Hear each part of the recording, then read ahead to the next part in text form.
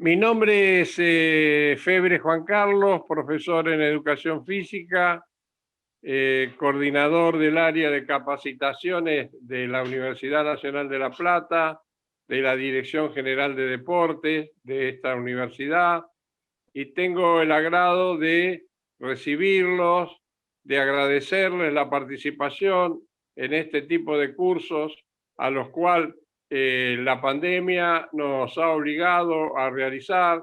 Esta es la 12ª actividad anual que realizamos, son 8 a 10 capacitaciones anuales declaradas de interés educativo por la provincia de Buenos Aires, se entregan certificados online y en este momento online, pero después lo van a recibir realmente impreso con la firma del presidente de la universidad, el doctor Tauber, y el director general de deporte, el profesor Javier Orlandoni, al cual le agradezco muchísimo habernos permitido estar prácticamente desde marzo trabajando en este tipo de actividad.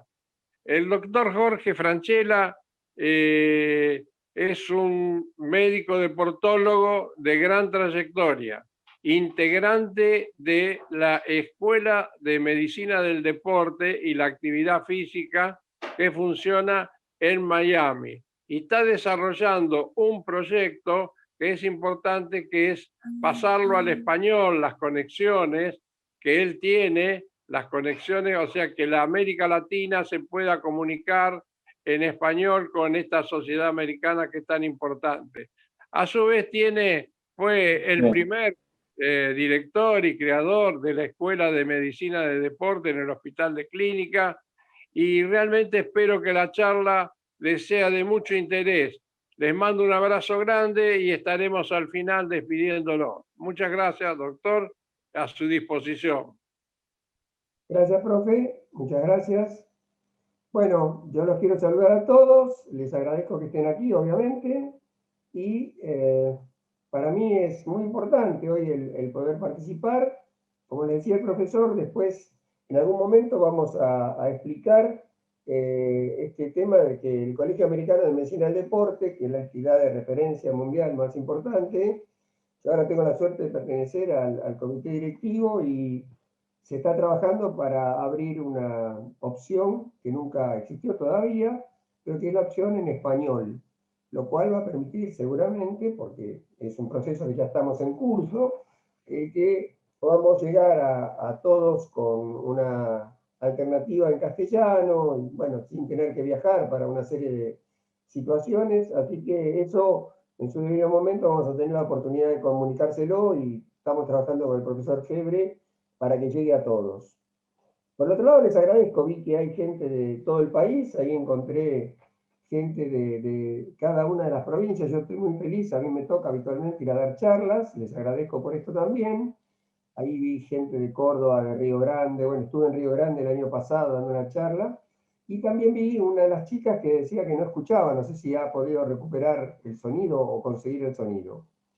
La idea hoy es inicial, tratando de sintetizar en un rato, en un cupo razonable que podamos dar ahora por acá por internet, algunos conceptos de, ahí Ale Formosa también, mucho gusto, que vamos a sintetizar algunos conceptos de medicina del deporte. Yo tuve que elegir 3 en este momento, entonces mi idea sería tratar de sintetizar estos 3 con ustedes y dejar un poco de tiempo para que pueda haber, en el caso de que tengan ustedes la inquietud, algunas preguntas, porque bueno, me encantaría, si tengo la posibilidad y lo sé, poder responderles. Así que vamos a empezar con la presentación, tratando de tomar, por supuesto, de entrada, como siempre, algunos conceptos. Les digo, mi intención hoy, quiero que por lo menos me avisen después con algunas señas o con algo, si están viendo ustedes la imagen. Yo en este momento estoy proyectando entonces la presentación. Mi idea es hablar de las generalidades de la medicina de la actividad física para la salud y el deporte, después hablar un poco de las adaptaciones cardiovasculares al esfuerzo, y terminar con algunos conceptos que tienen que ver con el deporte de alto rendimiento, relacionado especialmente al fútbol y al rugby hoy, aunque, bueno, obviamente esto daría para poder estar bastante más hablando de muchos otros temas. Quisiera, voy a admitir a alguna persona más que nos está quedando afuera, quisiera decir que el primer mensaje que uno generalmente quiere poner en cuenta al empezar este tema, más allá de que todos ustedes seguramente saben, es algo que a nivel de la medicina permanentemente estamos tratando de llegar. Nosotros estamos tratando de dar cursos a los médicos para que todos, sea cual sea su especialidad, puedan comprender y ser buenos interlocutores de ustedes, porque esta es una actividad totalmente interdisciplinaria. Entonces los médicos tenemos que aprender, seamos o no especialistas, cuál es la forma de recomendar, porque entendemos que la prescripción pasa ya por ustedes, pasa por un acuerdo a veces cuando hay factores de riesgo y salud. Entonces, estamos trabajando, les digo, también en la Sociedad de Cardiología estamos por sacar unas guías en este momento para que los médicos sepamos, todos, nos falta aprender eso, en los estudios de grado, que por ejemplo en Córdoba hay cursos desde hace unos años ya en pregrado. Entonces, lo primero que vamos definiendo, ustedes lo saben, pero es la actividad física. Es importante porque es la actividad del movimiento que gasta energía. Y esto es importante porque yo en todas las charlas trato de explicar que la medicina, yo fui, hace 46 años me recibí de médico, fui clínico y cardiólogo siempre, sigo estando en la sociedad, pero hace 30, en la medicina del deporte, me gusta mucho más la definición de medicina de la actividad física para la salud y el deporte. Porque el deporte es importante, evidentemente, lo podemos ver recreativo, competitivo, alto rendimiento. Hemos trabajado y trabajamos con el alto rendimiento. Quien está en nuestra fundación, se llama Franquela, conmigo, es el profesor Carlos Medeiro, que hoy está en el ENAR, dirigiendo o coordinando en realidad actividades de alto rendimiento y ha trabajado con muchísimos deportes. Y la idea es justamente el entender que estamos para una cantidad de actividades. De hecho, yo también soy en este momento el docente a cargo de la asignatura Actividad Física para el Trabajo, tanto acá en la provincia de Buenos Aires, en Comahue, en Salta, porque la actividad física con apellido laboral es medicina del trabajo y con apellido lúdico es deporte. Ejercicio, en cambio, es ya tener un gesto. Saltamos, rolamos, hacemos algún tipo de gesto, de estructura.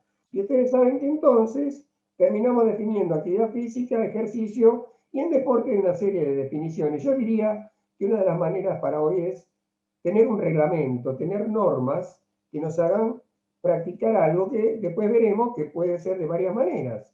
Pero bueno, actividad física gasta energías, ejercicio es un gesto, y deporte tiene un reglamento y tiene una estructura.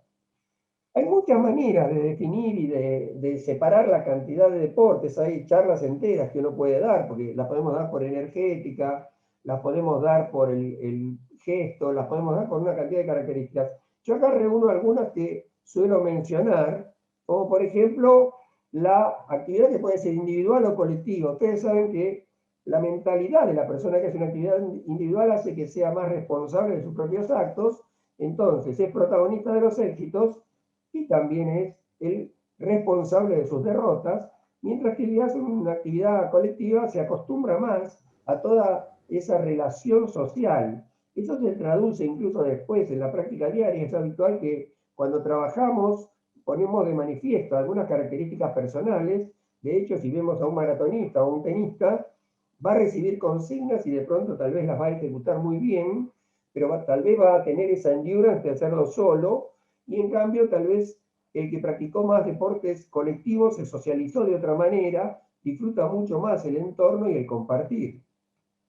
Podemos decir también que hay deportes donde hay colisión o sin colisión.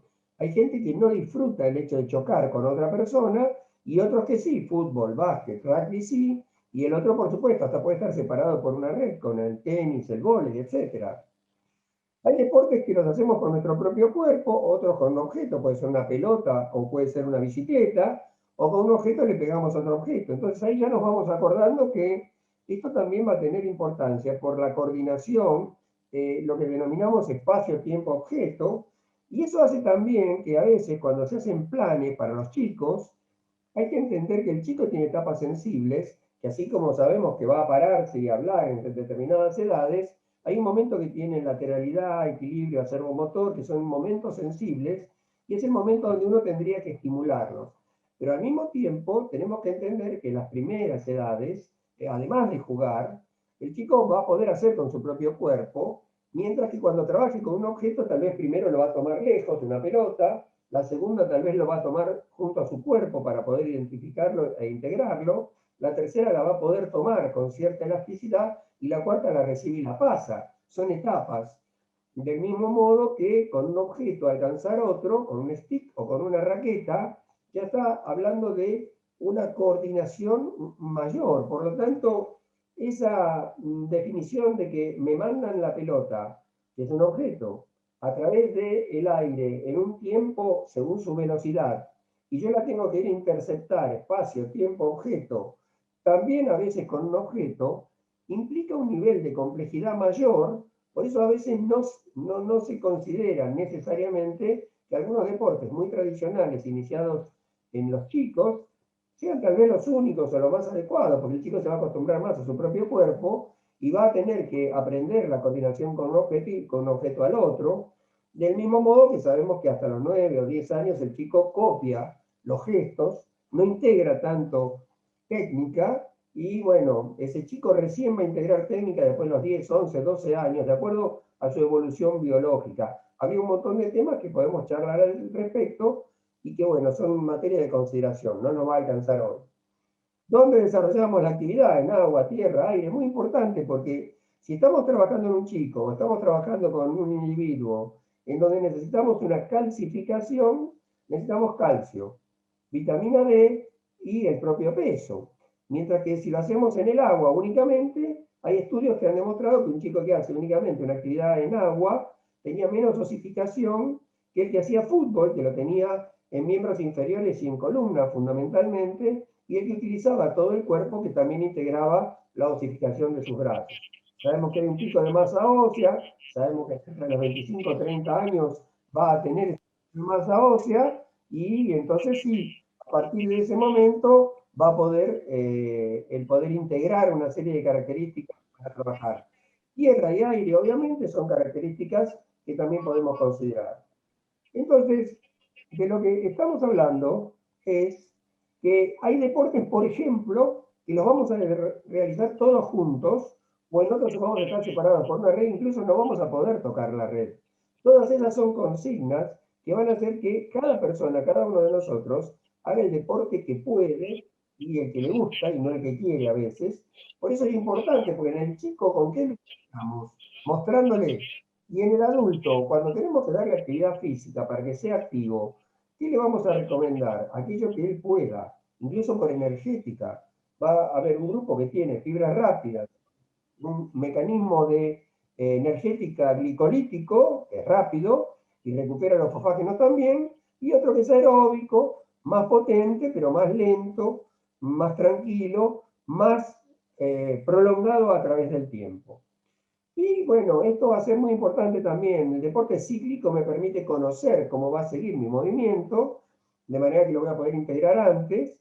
Y el acíclico, obviamente, me va a obligar a estar advirtiendo de alerta sobre cuál va a ser la situación del otro y la mía. Todo esto entonces son características que van haciendo que las personas podamos incorporarnos a diferentes actividades de acuerdo a nuestra personalidad y a nuestras aptitudes. Finalmente, podemos hacer un deporte nosotros solos, con un cronómetro, damos vuelta en un circuito y competimos contra nuestro propio tiempo. Eso sería lo ideal en personas que están haciendo hoy running, que están tan de moda y que corren. Evidentemente es importante que tengan la supervisión del profesor, la supervisión de ustedes, porque es necesario que cada persona tenga un programa adecuado a sí mismo. Es importante que no estén compitiendo con el primero necesariamente, porque no siempre van a tener la aptitud para poder hacer eso, pero se ha divulgado tanto que ahora hay gente que no tiene un cierto control idóneo, y eso es muy importante porque tiene que ser un profesor, alguien con conocimientos, alguien que pueda llevarlo de la manera apropiada biológicamente para que esté apto para hacer la práctica del deporte. Evidentemente los otros deportes que tienen tanteadores van a llevarlos con una característica interesante.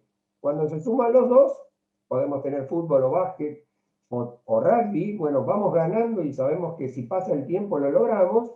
El tenis es tan particular que como se es hasta la última pelota, pasa con el handball también, podemos estar perdiendo 2-0 y 5-0, y evidentemente el ganar cada uno de los tantos le puede permitir remontarlo, así que la mentalidad de quien enfrenta ese tipo de actividad es totalmente propia.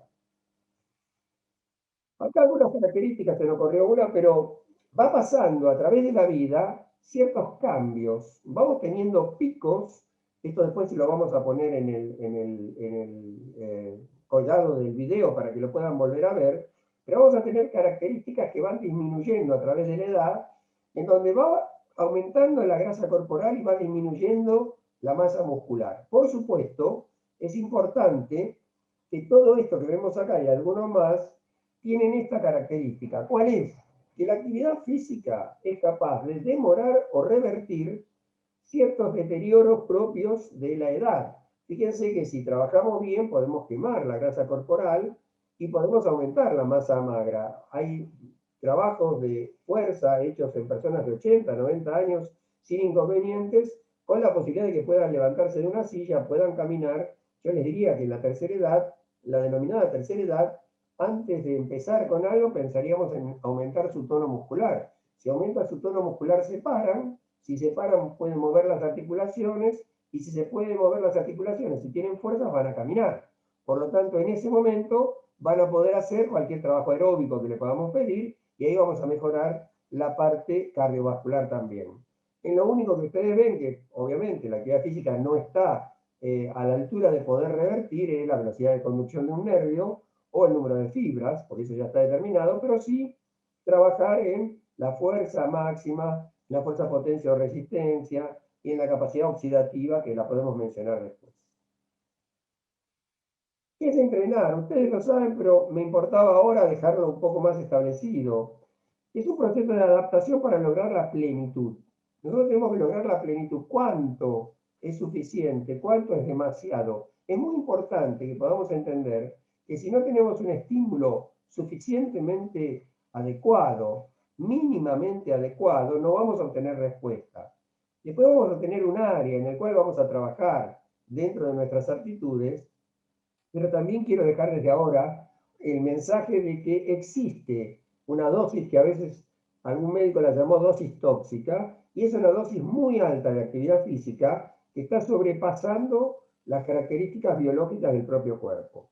Entonces sí existen excesos que puede ser que una persona entrenada los tolere, que no lo lleven a una situación límite de vida, pero que hoy ya se están estudiando cuando trabajos muy importantes de fondo y demás a lo largo de los años van modificando el endotelio, la parte de adentro de las arterias, va modificando el ventrículo derecho, o sea, va modificando la estructura y la arquitectura de nuestro corazón. Ustedes saben que el entrenar es un proceso en el cual le provoca un estímulo, un estrés al músculo, el músculo baja un poco su capacidad para responder, y cuando paro de hacer ese estímulo, en ese momento empieza a recuperarse, y después de recuperarse no está igual que al principio, sino que está mejor. Lo llamamos sobrecompensación clásicamente. Entonces es necesario que el estímulo haya sido suficiente para provocar ese pequeño deterioro circunstancial, y necesitamos un plazo para que se recupere y aumente y sobrecompense. Por eso que el concepto de entrenamiento va a ser un concepto de estímulo, recuperación y sobrecompensación. Entonces, teniendo en cuenta esto, vamos a tener estos episodios: estímulo, recupera, sobrecompensa. Y así seguimos, de tal manera que tenemos acá tres características que son importantes. Todos conocemos que la metodología de entrenamiento la podemos volver a charlar, pero es intensidad, volumen, frecuencia, cada cuánto lo hago, y cuánto recupero por cada periodo que estimulé. Es muy importante que el estímulo esté adecuado a lo que yo necesite para provocar esa primera alteración. Después necesito un tiempo para recuperarlo. Si el tiempo es demasiado largo, por ejemplo, cuando una actividad provocó este estímulo y la sobrecompensación, se calcula más o menos que en 72 horas volveríamos a estar igual que al principio si no hacemos algo. Por lo tanto, el nuevo estímulo tiene que aparecer antes de esas 72 horas. Si lo hacemos después de las 72 horas, es que comenzar siempre en el mismo punto. De modo que si alguien hace una actividad los sábados, solo los sábados no va a entrenar, va a tener una coordinación, un reclutamiento neuromuscular, pero no va a entrenar cardiovascularmente, por ejemplo. Del mismo modo que si el estímulo que tenemos provoca un deterioro, vamos a necesitar un cierto tiempo. Ese tiempo es proporcional a la intensidad. Si tenemos un estímulo bajo, como la caminata, seguramente vamos a poder repetirla todos los días. Si en cambio tenemos un estímulo más intenso, tal vez lo tendremos que hacer día por medio. Y ese tipo de recuperación va a estar relacionado con la intensidad y duración del estímulo inicial. Ahora, que si nosotros hacemos una actividad, pero de tal intensidad que en el momento que hacemos el estímulo, antes de que vuelva a la normalidad que tenemos acá marcada, esta persona es estimulada nuevamente, cuando a veces se cree que haciendo doble turnos o triples turnos vamos a conseguir un beneficio mayor, acá se va a producir un deterioro de nuevo, y el deterioro, ese estímulo, está afectándonos cuando todavía no nos recuperamos. Por lo tanto, un deterioro más otro, es lo que llamamos sobreentrenamiento. De manera que no entrenar a la intensidad adecuada no nos sería útil. Tenemos que hacerlo en un plazo determinado para tener efecto de entrenamiento, pero al mismo tiempo también tenemos que recordar que si lo hacemos demasiado frecuente y no le damos la recuperación, va a tener sobreentrenamiento. El concepto entonces es estímulo adecuado, umbral, etc. Y el entrenamiento está en la pausa. O sea, en la pausa es cuando se va a modificar biológicamente para el nuevo estímulo. Y si esto es demasiado intenso, nos puede llegar a perjudicar. Este sería entonces una línea de entrenamiento. En general, los entrenamientos biológicos, cardiovasculares, mitocondriales, necesitan un plazo de unas 8 semanas para modificar las mitocondrias en cuanto a su actividad. Antes es raro que tengamos un cambio mitocondrial, por ejemplo, y el músculo, que tarda también, tiene una respuesta más rápida a los 15 días, 15, 20 días, porque el reclutamiento que hace el nervio y llama a las fibras rápidas y lentas se coordina mejor. Así que la coordinación neuromuscular nos hace pensar que tenemos más fuerza, que es real, pero esa más potencia, más fuerza, más resistencia, la tenemos porque estamos coordinando mejor lo que ya teníamos. Todavía no entrenamos y modificamos lo nuevo. Acá hay una serie de alteraciones que son modificaciones positivas con el entrenamiento. No tenemos hoy tiempo de detenernos, pero me gustaba porque casi siempre cuando vemos modificaciones o adaptaciones al esfuerzo, y vamos a hablar de las cardiovasculares, pensamos en el corazón, en el pulmón, etc. Bueno, tenemos que pensar mucho en la parte de las hormonas, no solo en la testosterona para la fuerza, o en las endorfinas que sabemos que dan bienestar en este momento que estamos con una restricción de la circulación que tenemos. No solo estamos sedentarios, sino que también estamos teniendo menor producción de endorfinas, alteraciones de ritmo circadiano, etc. Pero me gustaba destacar dos acá. Una de ellas, por supuesto, es la hormona de crecimiento, la somatotrofina, llamada antes la growing hormone, que tiene una gran importancia, alguna vez se la ha tratado de usar como doping incluso, y que es hiperglucemiante, y el cortisol, quiero mencionar, ya que el día que podamos hablar de estrés, que es tan frecuente, hablar de eso, sabemos que es un reflejo normal que tenemos ante una alerta. Entonces, reaccionar ante una alerta significa que tengo un temor, tengo una alerta, me movilizo, corro, salgo de ese problema y me recupero. Eso lo describió Van Zyl en los años 70 casi, 58. Pero si ese estímulo se prolonga mucho tiempo, termina agotándome. Ese se llama distrés. Y es porque el cortisol está elevado mucho tiempo. Eso ocurre en algunas personas también porque tienen invertido el ritmo del cortisol. Se descubrió con el Holter de presión arterial lo que se llama el mapa, y se ve que de 4 de la mañana a 8 de la mañana tienen la mayor presión arterial en lugar del resto del día, y es por el mal manejo de este cortisol. Y lo que me importa acá es que la mayoría de estas cosas las podemos regular un poco en la medida que hacemos actividad física, así que por eso es actividad física para la salud. Una anécdota interesante, podemos saber a través de cuánto oxígeno consumimos y cuánto CO2 producimos, qué tipo de combustible estamos usando, para saber si usamos hidrato de carbono o grasas, hoy que está tan de moda el tema de las dietas cetogénicas, el tema de los ayunos, y este dato, que en particular me gusta resaltarlo porque hasta hace unos 10 años se sabía que la única hormona que bajaba la glucemia era la insulina, y sigue siendo así, pero Lori Gutiérrez de Harvard nos demostró que la actividad física es capaz de hacer entrar la glucosa a través de este transporte que se llama GLUT4, y entonces la glucosa entra a la célula no solo por la insulina, sino por la actividad física, por un camino diferente. Así que el azúcar de la sangre se regula por la hormona insulina y por la actividad física.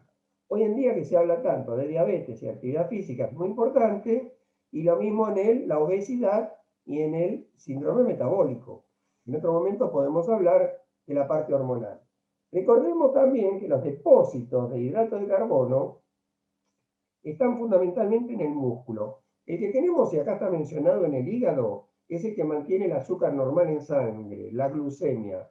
Pero es el que tenemos en el músculo, el que va a ser el combustible para las actividades intensas y violentas. Y dentro del tejido adiposo van a ser los triglicéridos. Después, en algún momento, si queda para las preguntas, podremos ampliar cómo consideramos, cuáles son los combustibles, cómo el sistema de las grasas puede colaborar en el ultramaratón, por ejemplo, el endurance, que se hace en base a grasas, pero también que hay ciertas potencias explosivas que solo se hacen en base a hidratos de carbono. Bueno, acá tenemos un esquema de rendimiento físico y podríamos ver qué vamos a medir si tenemos que ver cómo rinde un individuo. La composición corporal en base al fraccionamiento, al somatotipo y al perfil corporal. No es el momento, pero algún tema de antropometría les hemos dado en los videos que ustedes pueden ver para ver de qué se trata nuestra manera de poder darle importancia al fraccionamiento corporal. Dentro de este podemos dividirlo en 4 o 5 componentes, y hueso y vísceras obviamente ya no, pero músculo y grasa es muy importante ver las proporciones que tiene, sobre todo en determinadas actividades. Los sistemas energéticos los podemos medir tranquilamente, ahora lo vamos a ver, y vamos a tener los dos grandes sistemas, el aeróbico y el anaeróbico. Vamos a medir algunas variables que en medicina del deporte hacemos, como los umbrales y lácticos y frecuencia cardíaca, y algunas unidades que usamos en medicina del deporte, que es eficiencia ventilatoria, pulso de oxígeno, no es este el momento. Y a nivel muscular, hablamos de fuerza máxima, fuerza potencia o fuerza resistencia. Ustedes saben que el máximo que puedo hacer se llama máxima, así, pero si lo hago lo antes posible, lo más rápido posible, el máximo en la unidad de tiempo se llama potencia. Y hacerlo en una proporción menor a lo largo del tiempo se llama resistencia. Por eso vamos a hablar de fuerza potencia y fuerza resistencia, y en el consumo de oxígeno hablamos de potencia aeróbica también. Contracciones donde no se modifica el tono, después lo veremos un poquito más en otra presentación, isotónica, y otro donde no se modifica la dimensión del músculo, isométrica. Y después hay movimientos que tienen la misma velocidad, isocinético, contracciones donde se acorta y es concéntrica, y otras como bajar un escalón o tirarse desde un pequeño banquito, incluso en lo que ustedes estudian como pliometría y demás, poniendo en tensión la parte tendinosa para después energía cinética transferirla, con algún ejercicio tipo excéntrico, como el drop jump de Bosco. Tenemos a nivel de medicina del deporte formas de medir. Llamamos de laboratorio cuando lo medimos en el consultorio, y decimos test de campo cuando lo medimos como ustedes, generalmente en el lugar de la práctica deportiva. Las dos son muy valiosas. Podemos medir el componente aeróbico, podemos medir el explosivo, y podemos medir el umbral donde empieza la acumulación del ácido láctico y supera el lactato la posibilidad de ser lavado por el sistema aeróbico, por ejemplo. Bueno, a nivel de laboratorio seguimos haciendo ergometrías con consumo de oxígeno. Podemos hacerlo sin la medición directa porque a veces no disponemos del material que es costoso, pero hay fórmulas para poder inferirlo y cuando un cardiólogo hace una ergometría, les informa cuántos METs. Esos METs están diciendo la cantidad de oxígeno a la cual alcanzó la persona que fue evaluada. Un MET es igual a 3,5 mililitros por kilo de peso por minuto. Por lo tanto, si me dio 10 METs, da 35 mililitros kilo minuto, y eso lo podemos extrapolar y mirar un poco con los números que estamos acostumbrados. De hecho, en la BET o el yo-yo test me van a dar mililitro kilo minuto en el test que voy a hacer y voy a tener una manera de compararlo. Acá tenemos, por ejemplo, ejemplos de campo. El Cooper sigue siendo vigente. En su época hubo un inconveniente acá en Argentina por 13 chicos que habían tenido problemas con el test de Cooper, un pediatra que hizo un reclamo. Yo estuve en una comisión que se investigó y bueno, el tema era que se habían tomado con condiciones no favorables, por ejemplo, la temperatura muy alta o sin haber hecho, habían hecho alguna comida copiosa muy cercana, y en otros casos habían hecho un esfuerzo un poco exhaustivo, bastante cercano al test. Así que en realidad el test sigue estando en el mundo, es un test continuo. En la BET o Leger o el test de Banzo es un ida y vuelta, más parecido a los de los deportes acíclicos. A nivel anaeróbico de laboratorio, seguimos pensando en el Wingate Test, que se hace en una bicicleta en 30 segundos, el test más utilizado en el mundo, descrito en la Universidad de Wingate por Odell Baror y por el doctor Jeff Banzo, que estuvieron en Argentina, y que a veces se lo puede hacer un poco con una bicicleta simple de la ergometría, y se hace 30 segundos al máximo, y se mide cada 5 segundos la velocidad que va teniendo. Obviamente en muchos casos fue reemplazado porque el ErgoJam, que era todo un equipo con una sofisticación que miraba la presión, la forma de presión negativa y demás, fue reemplazado por la plataforma de salto, que es excelente, que podemos usar los saltos, por ejemplo, los 5 saltos de Berkoyaki, Quad Jump, Counter Movement Jump, etc. O podemos usar el de 15 saltos, y bueno, lo podemos variar muchísimo para poder descubrir lo que queremos. La computadora nos va a dar la potencia de miembros inferiores de una manera muy precisa. A nivel de campo siguen existiendo, sobre todo en los chicos de 50 metros o el de velocidad. En realidad en los chicos de menos de 7, 8, hasta 7, 8 años o 9 hacemos 30 metros. El test de Matsudo es el test de los 40 segundos, donde se acumula lactato. Margaria es subir una escalera del tercero al noveno escalón, y el Run, que además de ir y buscar los copitos, los cuadritos, sabemos que además del ir y venir nos permite hoy hacer también un test de consumo de oxígeno. Y el nivel de umbral, el límite entre lo menor y lo mayor, lo podemos hacer midiendo en la sangre, el pulsejo de la oreja, por ejemplo, o con un test como fue el de Conconi. Importante, dato, el lactato es un buen indicador, es un excelente indicador aplicado como corresponde.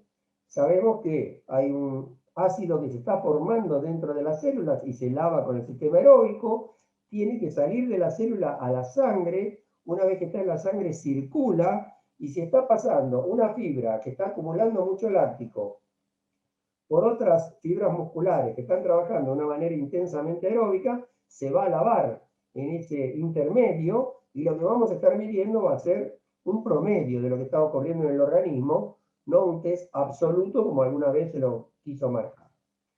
Por eso quería mostrarles que hay una cantidad de indicadores de intensidad que han sido tratados de evaluar dentro de esto: velocidades, METs, frecuencia, y es la frecuencia cardíaca la que sigue siendo nuestra gran ayuda. Hans Kepper, por ejemplo, vino a la Argentina, de Holanda, de Maastricht, fue campeón mundial de patín carrera libre en hielo y también de ciclismo. Y él nos mostró también, fue el primero que nos explicó en aquellos años el síndrome de sobreentrenamiento. Él decía que lo había tenido y habló de la importancia de trabajar con la frecuencia cardíaca, de lo cual, si hubiera después oportunidad durante las preguntas, podemos hacer algunas consideraciones. Alguno ha hecho alguna observación con respecto a la frecuencia, pero bueno, creo que es evidentemente nuestro mejor indicador y el más económico y el más fácil y accesible. Para ir terminando ahora, digamos que ustedes saben, hay una característica que va a tener, como habíamos dicho, cualquier planificación para hacer esta actividad física que mencionamos.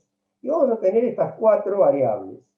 ¿Qué intensidad tenemos? Puede ser corriendo por una velocidad determinada o una carga que estamos utilizando, y vamos a ver carga y repeticiones. Intensidad y duración va a decir velocidades y distancias, o velocidades y tiempos. Lo otro va a decir cargas y repeticiones. ¿Con qué frecuencia lo vamos a hacer? De acuerdo a las intensidades, planificaremos macro, meso y microciclos, y ahí trataremos de que el estímulo llegue en el momento adecuado. Tal vez trabajemos en una semana 3 veces lo cardiovascular, 2 veces lo muscular o al revés. Después se puede discutir también, el doctor Steve Powell es un especialista, hablando si se debe trabajar lo muscular y lo cardiovascular o lo mitocondrial el mismo día, a la misma hora. Bueno, hay una serie de explicaciones. Él lo trabaja sobre el diafragma en particular, pero lo importante para terminar es que la planificación tiene que tener esta sincronía. Necesitamos que a cada intensidad que usamos tenga la duración apropiada.